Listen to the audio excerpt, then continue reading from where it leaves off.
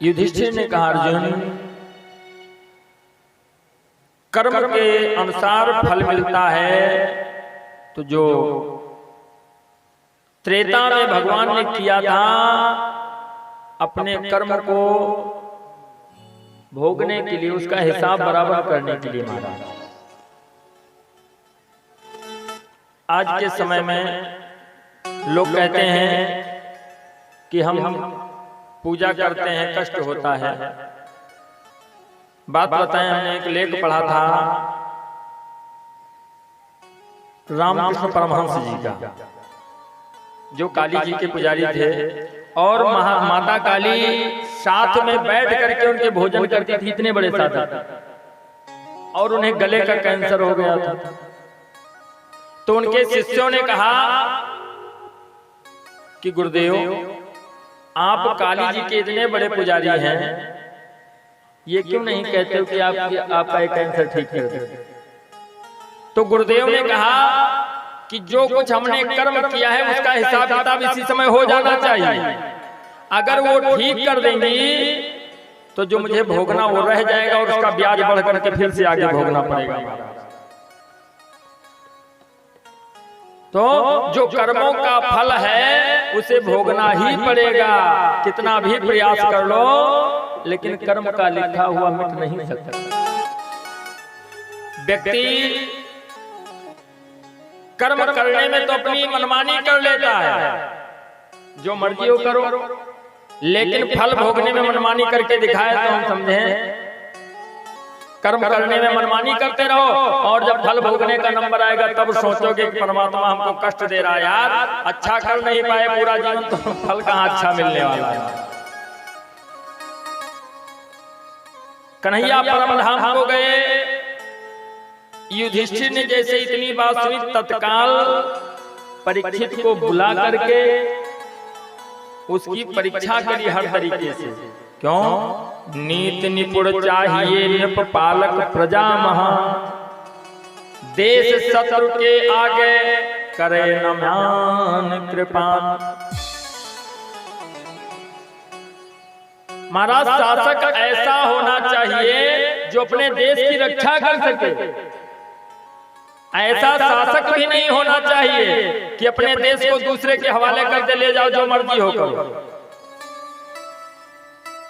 अपनी संस्कृति कहती है कि अगर हमें अपने धर्म पे बलिदान हो जाना पड़े तो हो जाओ, लेकिन अपनी संस्कृति से विमुख मत हो।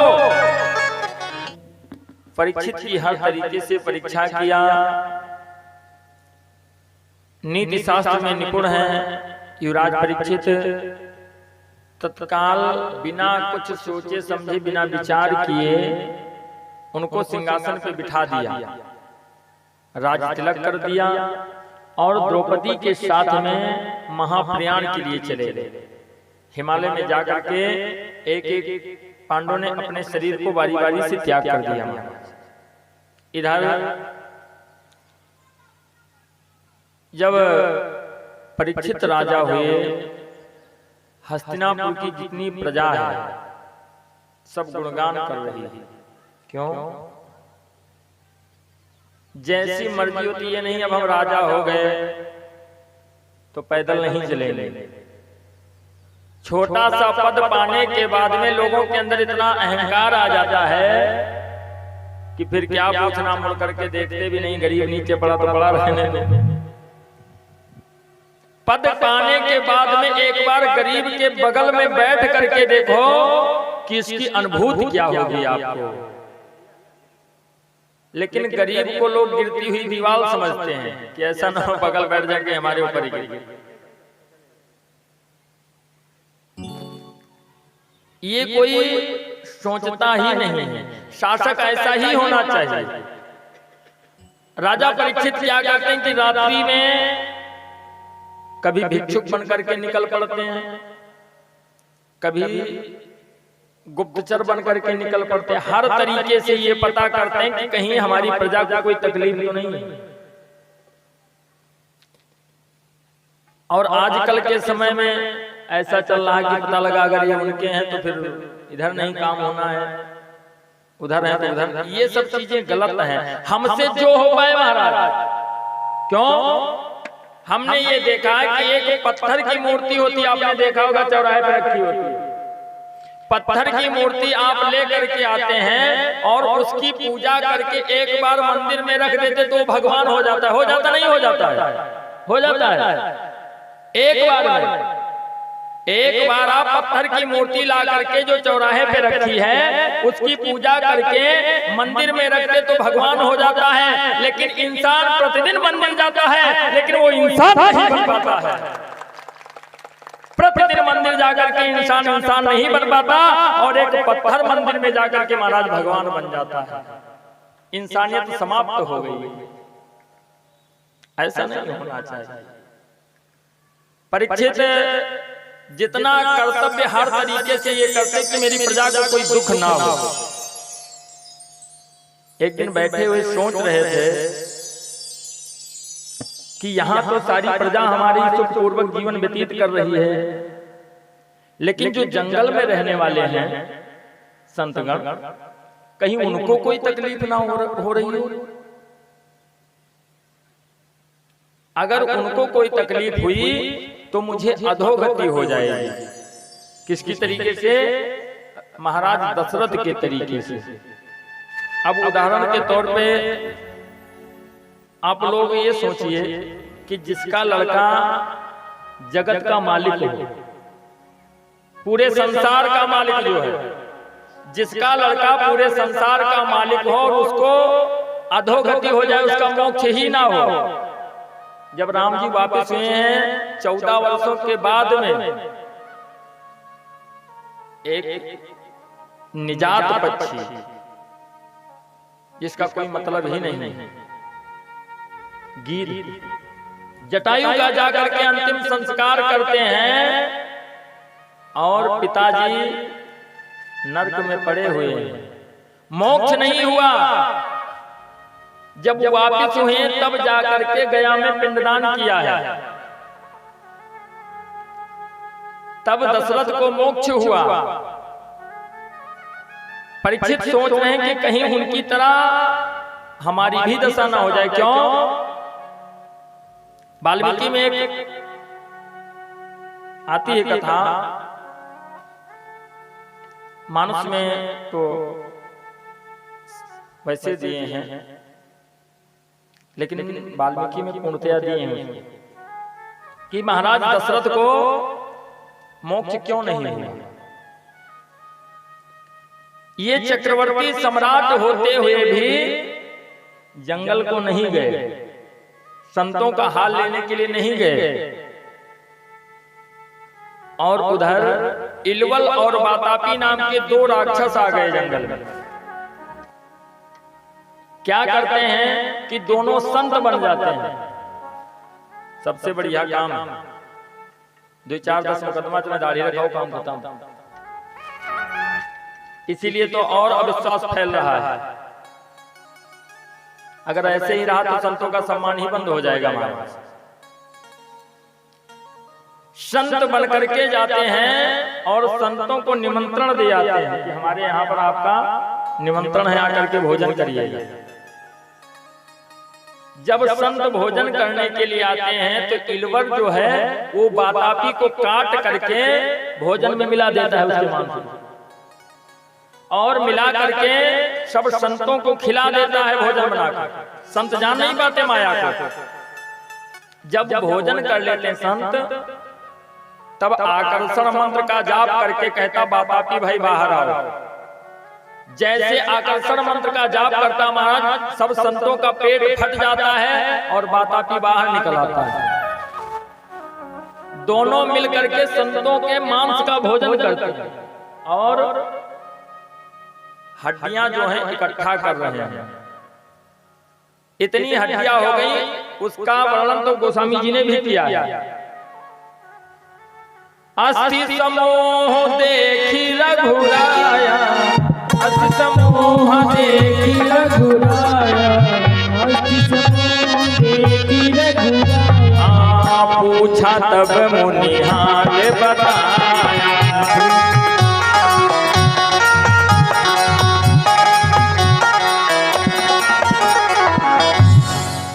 देखा जब पहाड़ लगा हुआ है तो संतों से पूछा, कहा ये क्या है? कहा ये आपके पिता की देन है। राम जी ने कहा इतना बड़ा नरसंहार हो गया? कहा हाँ। ये कहो कि कुंभज ऋषि आ गए घूमते हुए, और जब संतों ने बताया कि ऐसे ऐसे घटना हो रही है तो कुंभज ने कहा हम भी चलेंगे। अगस्त जी गए, भोजन करने के लिए बैठे, भगवान को अर्पण करने के बाद में माई बाप जैसे भाव से मीरा दूध में जहर मिला हुआ था लेकिन फिर भी कहा इसमें मेरा कन्हैया दिख रहा है, ठीक उसी प्रकार परमात्मा को निवेदित किया, तेरा तुझको अर्पण, भोग लगाओ। और उसके बाद में भोजन करने के बाद बैठ गए वहीं पर। इलबल ने पुकारा, बात आपी भाई बाहर आओ, कोई बात आपी बाहर नहीं निकला, काम खत्म। अगस्त जी उठ करके खड़े हुए, कहा तुम्हारा दिमाग खराब हो गया। उसने भयानक रूप बनाया, कहा मुनिवर हम तुमको खा जाएंगे। तत्काल श्राप देकर के उसको वहीं पे भस्म कर दिया। बोलो राधे राधे राधे राधे। जब देखा हड्डियों का समूह और संतों ने बताया, उस समय निश्चरहीन करो मई भुज उठाए प्रण की, सकल मुनिन के आश्रम जाए जाए सुख दी। भगवान ने प्रतिज्ञा कर ली कि मैं पृथ्वी को निशाचरों से विहीन कर दूंगा। निश्चरहीन करो वहीं भुज उठाए प्रण की। परीक्षित सोच रहे हैं कहीं हमारे शासन काल में कहीं ऐसी घटना न घट रही हो, हमें भी अधोगति हो जाए। घोड़े पे सवार हुए, चल दिए जंगल का भ्रमण करने के लिए। अब जब ये बहुत आगे निकल गए, काफी समय हो गया उधर से वापसी में, संतों के यहाँ जाते हैं, उनका हाल पूछते हैं, सबसे मिल करके वापिस हुए। सब इनका गुणगान कर रहे हैं, सब लोग इन्हीं का गुणगान कर रहे हैं कि महाराज जो यहाँ का राजा है वो बहुत ही सुंदर और बहुत सुंदर नीतियों का पालन करने वाला, उसके राज्य में हम बहुत सुखी हैं। किसी के पास में भिक्षुक बन करके चले जाते हैं, बात करते हैं, हर तरीके से जब इन्होंने सुना। और उसके बाद जब उधर से ये वापस हुए तो इनके कान में किसी के रोने की आवाज सुनाई दी। कौन रो रहा है? उसी दिशा में महाराज जब घोड़े को बढ़ाया तो देखा कि सामने से एक गाय रोती हुई आ रही है।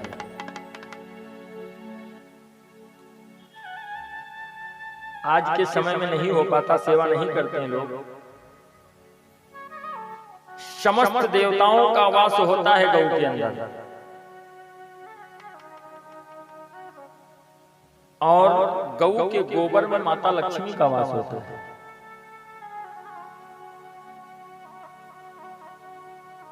देखा जैसे परीक्षित ने कि गौ रोती हुई आ रही है, व्याकुल हो उठे, घोड़े को आगे बढ़ाया। मां, इस पृथ्वी पर कौन ऐसा है जिसने तुमको कष्ट दिया है? सिर्फ तुम अपने कष्ट देने वाले को बताओ, मैं खुद उसको समाप्त कर दूंगा जाकर के। आखिर मेरे शासन काल में गौ और ब्राह्मण को कष्ट देने वाला हो कौन सकता है? जैसे इतना कहा, गाय कहने लगी महाराज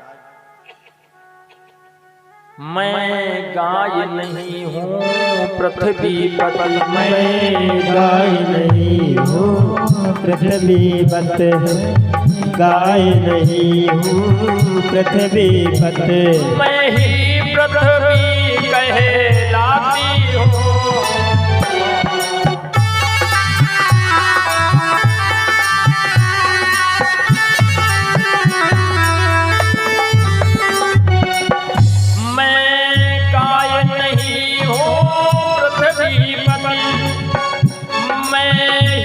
पृथ्वी कहलाती हो,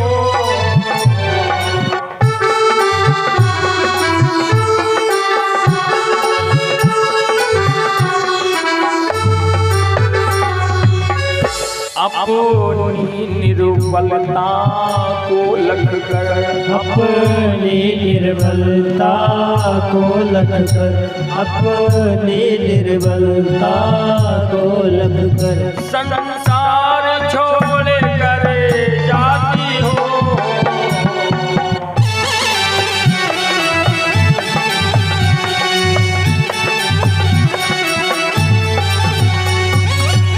कहा महाराज मैं गाय नहीं हूं, मैं पृथ्वी हूं। कहा अच्छा। गौ से बात तो हो रही थी महाराज की, इतने में देखा क्या कि उसके पीछे से एक बैल आ रहा है। महाराज उसका 3 पैर टूटा हुआ है, एक पैर से किसी तरीके से सामने से आता हुआ दिखाई पड़ा। परीक्षित देख रहे हैं पहले तो गाय और उसके बाद में ये बैल आ रहा है, इसका 3 पैर टूटा हुआ है।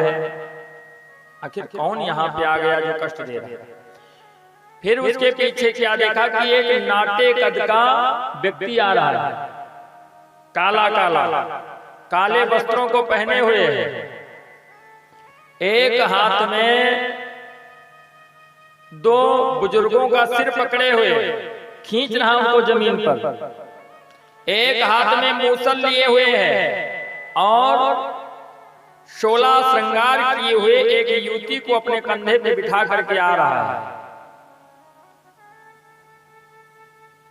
महाराज ने देखा है तो अजीब प्राणी है, लेकिन कोई भी मेरे राज्य का नहीं है, ये समझ गए। ऐसा व्यक्ति हमारे राज्य में है ही नहीं।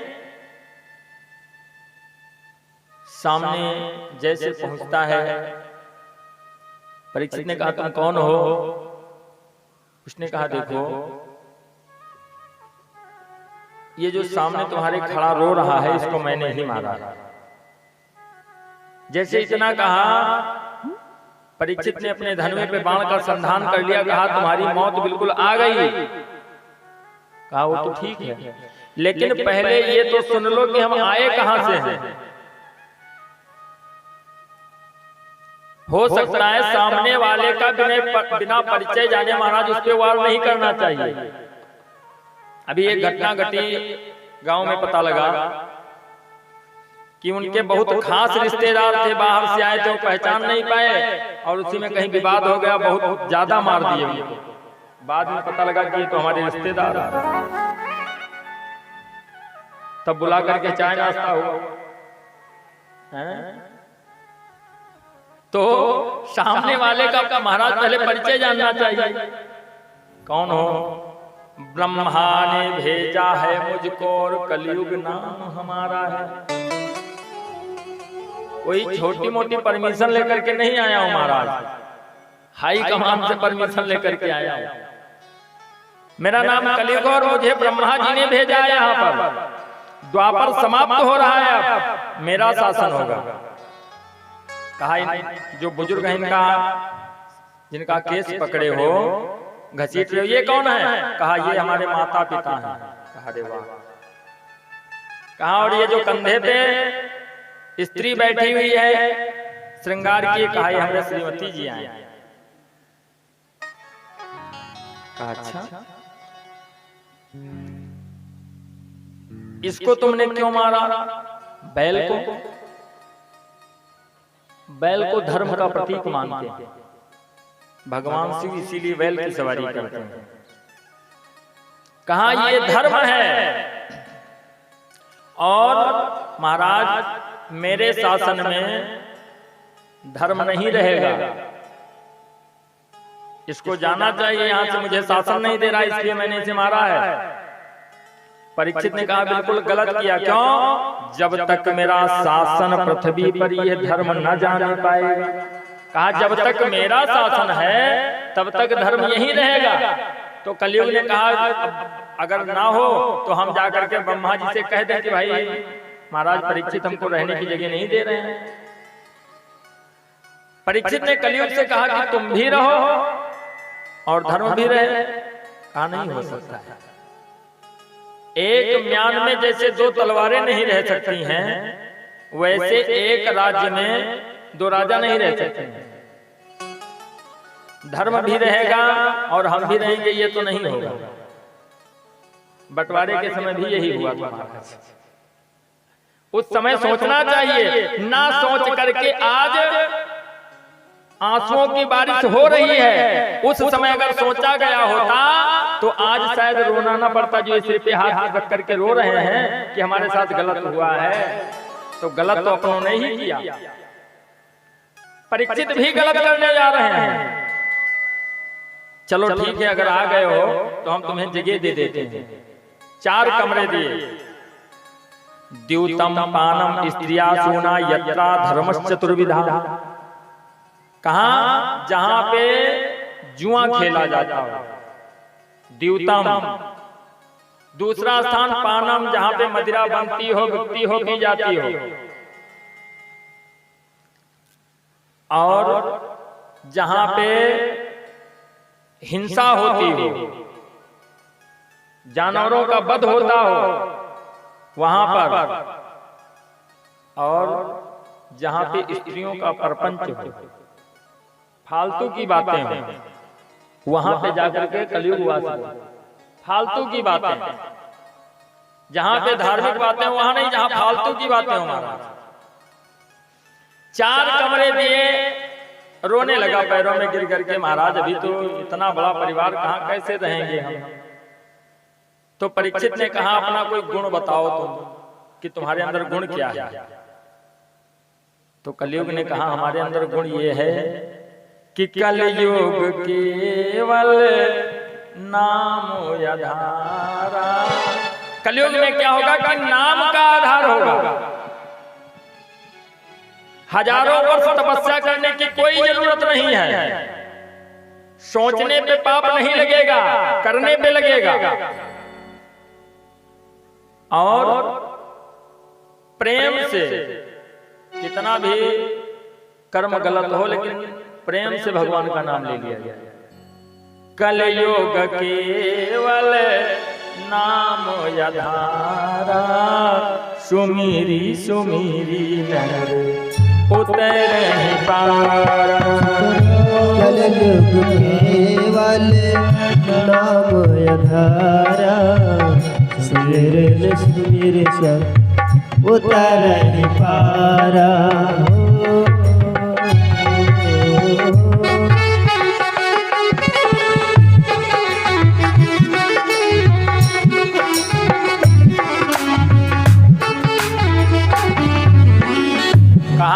तपस्या करने की महाराज कोई जरूरत नहीं है।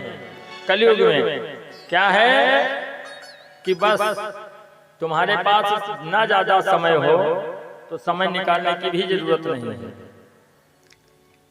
ये नहीं कि बैठ करके तुम भजन करो। हाँ, कलयुग ने कहा जो प्रेम से भगवान का नाम लेगा उसका कल्याण हो जाएगा। परीक्षित प्रसन्न हो गए कि अरे वाह, इतना कहने की जरूरत है, नाम नोट हो गया वहां पे रजिस्टर में। परीक्षित ने कहा ठीक है, अगर तुम्हारे अंदर इतनी क्वालिटी है, इतनी अच्छाइयां हैं, तो तुम एक जगह अपने मन से मांग लो। जो तुम्हारी मर्जी, जो कमरा बताओ, तुम्हारा जो मन है वो कमरा दे दो। कहा मैं सोने में वास दे दूं। कहा जाओ, तुम्हें सोने में मैं निवास दे दूं। अब इतनी कथा सुन करके ऋषि वृंद कहते कि सोने में तो भगवान का वास होता है, कलयुग कहां रहेगा जहां भगवान रहते हैं। तो सूत जी ने कहा जो अधर्म का कमाया हुआ धन यानी ब्लैक मनी, कलयुग को कहां रहना है, जो ब्लैक मनी है, काले धन में। और ब्लैक मनी जाती कहां पर है, सरकार के खजाने में। तो कलयुग कहां जाएगा, वहीं तो जाएगा। कलयुग उसी दिन से जाकर के परीक्षित के यहाँ खजाने में निवास करने लगा। बोलो राधे राधे राधे राधे। परीक्षित वापस आए। एक दिन क्या हुआ कि ये दिग्विजय के लिए तैयार हुए। दिग्विजय मतलब चारों दिशाओं में अपना झंडा फहराने की। भारी सेना तैयार किया और पूरा दिन ये चलते रहे।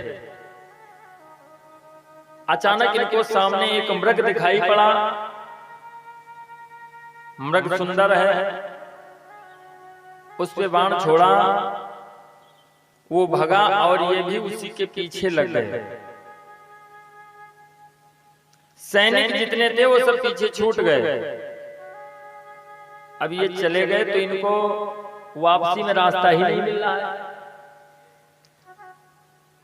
कहते हैं कि जब हम परेशान हो जाते महाराज तो हमें प्यास लगती है, जल पीने की इच्छा हुई। अब पानी कहाँ मिलेगा? इधर उधर देखने लगे, जिधर घोड़ा दौड़ाते हैं चलते हुए चले जाते, पानी ही नहीं मिलता है।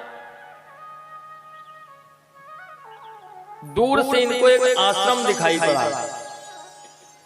घोड़े पे सवार होकर के महाराज पहुंचे वहां पर। देखा जो ऋषि वृंद हैं सब बैठे हुए, जल की याचना करी,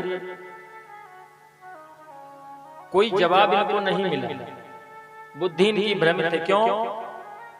मुकुट जो है ये जरासंध का लगा करके आया। जब दिग्विजय किया था युधिष्ठिर ने, तो जो जरासंध का मुकुट था वो पांडवों के खजाने में रखा हुआ था। ये जल्दी में चले तो ध्यान नहीं दिया और उसी का मुकुट लगा करके ये चल दिए कि बलवान राजा था। चले आए और कलयुग बैठा कहां पे? उसी जरासंध के मुकुट में बैठा है। और जरासंध का मुकुट कहां है? परीक्षित के सिर पर लगा हुआ है। जब कलयुग सिर पे बैठा है तो बुद्धि भ्रमित हो गई। दूसरे आश्रम में पहुंचे, अकेले ऋषि बैठे हैं ध्यान अवस्था में, पुकारने लगे, हे ऋषिवर जल पिलाओ हमको। अब समीप का आश्रम है, समीप जी ध्यान अवस्था में बैठे, इनकी बातों पे उन्होंने गौर नहीं किया।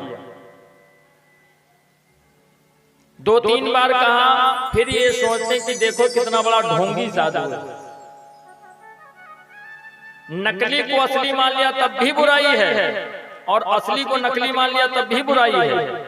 मानस में प्रताप भान ने नकली को असली मान लिया तो राक्षस होना पड़ा, और आज परीक्षित असली को नकली मान रहे हैं। देखो कितना बड़ा ढोंगी साधु है। वही समीप जब परीक्षित के यहाँ जाते थे तो अपने सिंहासन पे बिठा करके उनके पैर को धो करके ये चरणोदक पान करते थे। कलयुग बैठा हुआ सिर पे, तो वही आज परीक्षित कहते कितना बड़ा ढोंगी साधु। एक राजा यहाँ पे खड़ा पानी मांग रहा है, ये अपने ध्यान में बैठे, घोड़े से उतर पड़े, इधर उधर घूमने लगे, क्या करें क्या करें। तो क्यारी में एक मरा हुआ सर्प पड़ा हुआ था, कई दिनों का हो गया था, सूख गया था। अब प्यास लगी है तो पानी नहीं ढूंढ रहे हैं भाई, फालतू घूम रहे हो तो अगर हमें प्यास लगी तो जल के तरफ जाना चाहिए कि फालतू जगह जाना चाहिए। लेकिन आश्रम में पहुंचने के बाद में ये पानी की तरफ नहीं गए। भाई मुनिवर ध्यान में थे तो घड़ा तो पानी का रहा होगा, लेकिन ये उधर नहीं गए। ये दूसरी दिशा में जाकर के देखने लगे तो क्यारी में एक मरा सर्प पड़ा हुआ था। बस उसको उठाया इन्होंने अपने धनुष के नोक से और ला करके समीप के गले में डाल दिया। पानी नहीं किया, गले में सर्प डाल दिया और घोड़े पे सवार हुए चले आए हस्तिनापुर को। आने के बाद में जब मुकुट उतार करके रखा तो इनकी बुद्धि सामान्य हुई। ध्यान है कि हमने क्या किया। सोचने लगे कि हमने तो बहुत बड़ा अनर्थ कर दिया, बहुत बड़ी गलती कर दी। सैनिकों से कहा, मंत्रियों से कहा कि हम माफी मांगने जाएंगे। समीप से चल करके क्षमा याचना करेंगे। और इधर बच्चों की पहली टीम स्नान करने के लिए जा चुकी थी। समीप का जो लड़का था जिसका नाम है श्रृंगी, वो पहली टीम में स्नान करने के लिए चला गया। और जब दूसरी टीम आई तो बच्चे को बुलाने के लिए गई आश्रम में, तो देखा लड़का वहां नहीं है। पुकारा, श्रृंगी श्रृंगी श्रृंगी है। ये देखा कि समीप के गले में मरा हुआ सर्प पड़ा हुआ है। वहां से दौड़ करके पहुंचे, कौशिकी नदी में स्नान कर रहा था। बच्चे पहुंचे, कहा भैया तुम्हारे पिता के गले में किसी ने सांप डाल दिया। जैसे इतना सुना, 5 वर्ष का लड़का है श्रृंगी, अभी बड़ा नहीं है। 5 वर्ष के बालक ने हाथ में कौशिकी नदी का जल लिया। इत लंघित मर्यादा तक्षका सप्तमे, यानी जिसने भी मर्यादा का उल्लंघन किया है, मैं श्राप देता हूं कि आज के 7वें दिन तक्षक जाकर के डस लेगा और उसकी मौत हो।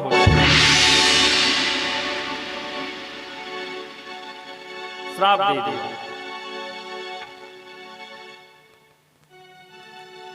7 दिनों का महाराज श्राप लगा। गलती क्या है कि असली को नकली मान बैठे। आश्रम में पहुंचा, पिता को पकड़ करके रोने लगा। पिताजी ने कहा बेटा क्या बात है? कहा आपके गले में किसी ने मटक सर्प का पंजर डाल दिया। समीप ने कहा बेटा जीवित सर्प हमारा कुछ कर नहीं सकता है, और मरा हुआ सांप क्या करेगा, हमें कोई भय नहीं है। कहा लेकिन मैंने उसको श्राप दे दिया। क्या श्राप दिया बेटा? कहा जो आपका उपहास किया है जिसने, आज के ठीक 7वें दिन तक्षक डसेगा और उसकी मौत हो जाएगी। जब इतना सुना तो समीप ने ध्यान किया, कहा अरे ये तो बहुत गलत हो गया। कहा बेटा तूने बहुत गलत कर दिया। क्यों? महाराज परीक्षित के सिर पर कलयुग बैठने की वजह से उन्होंने ये अपकार कर दिया और तूने श्राप दे दिया। आज के बाद में इस पृथ्वी पर परीक्षित जैसा राजा दूसरा नहीं होगा। दूसरा राजा परीक्षित के जैसा नहीं होगा। तुमने बहुत अनर्थ कर दिया बेटा। भाग करके पहुंचे परीक्षित के यहाँ पर। द्वारपालों ने जाकर के बताया कि समीप आपसे मिलने के लिए आए हैं। कहा सादर उनको लाया जाए। बिठाया। समीप ने कहा देखो मैं जानता हूं किस कारण से ऐसा किया आपने, लेकिन क्षमा कीजिएगा ऋषिवर। हे महाराज हमारे बालक ने आपको श्राप दे दिया है। आज के 7वें दिन आपको तक्षक डसेगा और आपकी मौत हो जाएगी, ये बिल्कुल निश्चित है। परीक्षित ने कहा ये तो जो उसने सजा हमको दी है ये तो कम है, इससे बड़ी सजा होनी चाहिए, क्योंकि मैंने एक संत का अपमान किया है। और संत का अपमान मतलब हमसे बहुत बड़ी भूल हो गई, हमें तो रसातल चले जाना चाहिए। उसने श्राप दिया कि 7 दिन में तक्षक काटेगा, ये तो कम है, और बड़ी सजा होनी चाहिए। तत्काल राज को छोड़ दिया। एक पुष्प की चटाई लिया, भाग करके पहुंच गए गंगा के तट पर। शुक्र ताल पे बैठ गए, अनशन व्रत कर दिया महाराज। 7 दिन का श्राप हुआ है, 8वां दिन नहीं है उसमें। ठीक उसी तरीके से श्राप इसलिए 7 दिन का हुआ क्योंकि दिन 7 ही हैं। रविवार से लेकर के शनिवार तक 7 ही दिन होते हैं, 8वां दिन नहीं है। किसी के लिए परमात्मा ने, विधाता ने 8वां दिन बनाया ही नहीं। 7 दिन हमारे लिए हैं और 7 दिन आपके लिए हैं। उसी में आना है उन्हीं 7 दिनों में, और उन्हीं 7 दिनों में जाना है।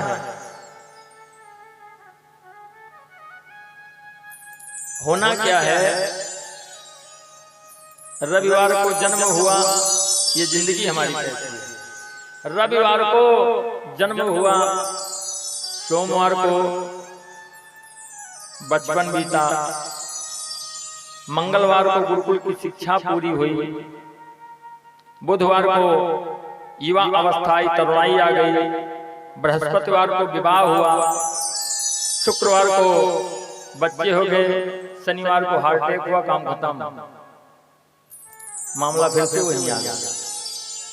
तो 7 दिन हमारे लिए भी हैं और 7 दिन।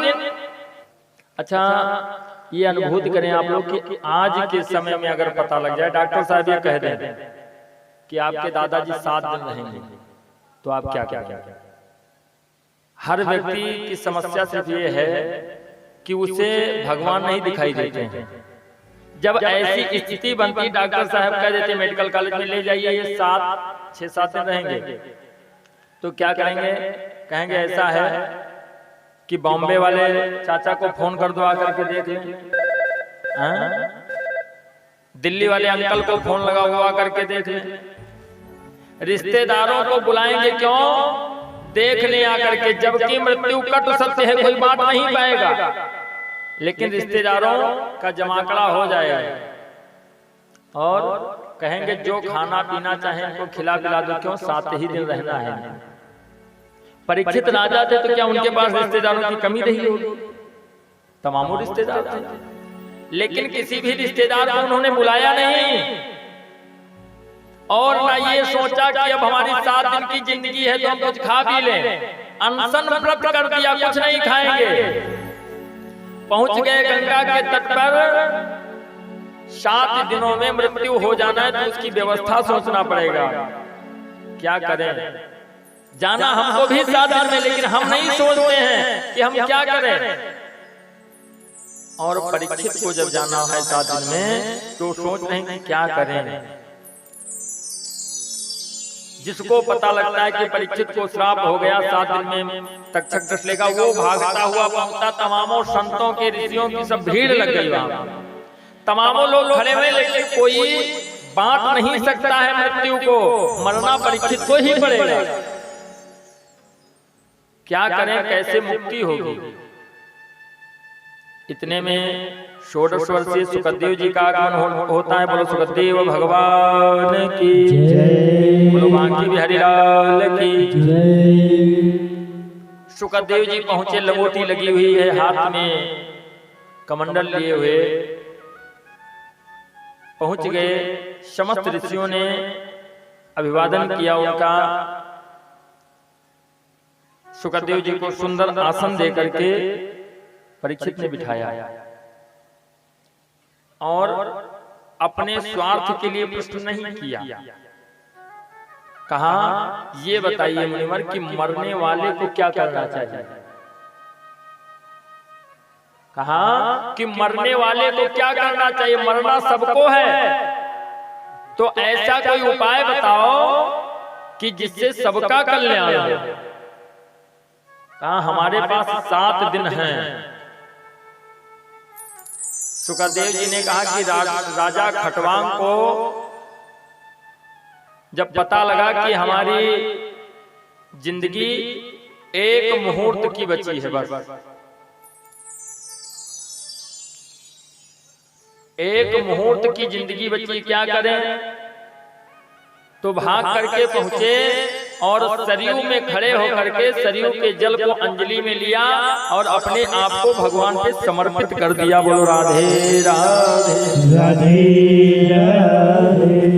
तो कहा, जब 1 मुहूर्त में मोक्ष हो सकता है तो आपके पास तो 7 दिन। हमें ये चिंता नहीं कि हमें मरना है, लेकिन हमारी अकाल मृत्यु होगी और अकाल मृत्यु होने के बाद में हमें प्रेत योनि में जाना पड़ेगा। तो प्रेत योनि से कैसे बचें, उसके लिए क्या उपाय होना चाहिए? सुखदेव जी कहते हैं कि राजन, ये जो भागवत की कथा है, ये समस्त पुराणों का सार है। सुखदेव जी कहते हैं कि राजन, तुम्हारे पास 7 दिन हैं और 7 दिन में तुमको परमात्मा के करीब ले जाना हमारा काम है। लेकिन क्या? सिर्फ ध्यान दे करके मेरी बातों को सुनो। व्यासपीठ निर्माण कर लगा केलिका खंभ। सुखदेव मुनि ने किया भगवत कथा आरंभ। बोलो राधा माधव भगवान की जय, बोलो बांके बिहारी लाल की जय, बोलो सांवले सरकार जय। रात्रि में आप लोग भागवत के माध्यम से कथा का रसपान करेंगे।